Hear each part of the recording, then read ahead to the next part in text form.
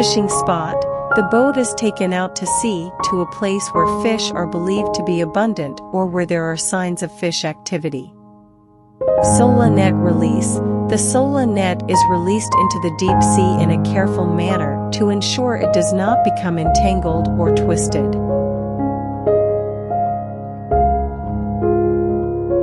Waiting time. The boat will wait for a fixed period of time to let the fish into the net.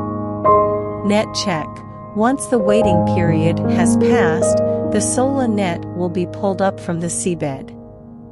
During this process, fishermen will check to see how many fish have been caught in the net. Fish harvesting and cleaning.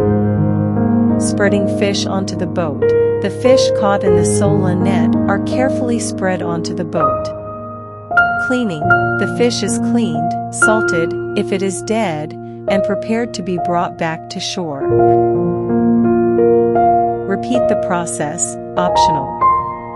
If necessary, fishermen can repeat the fishing process many times during a fishing trip.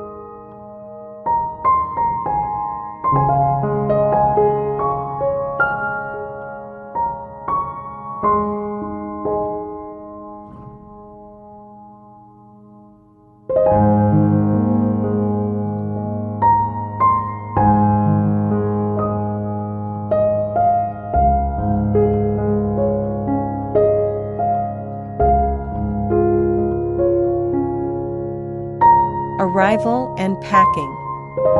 Return to shore. The boat returns to port or beach after completing its fishing. Fish packaging. The fish is then packaged to prepare it for shipping and consumption.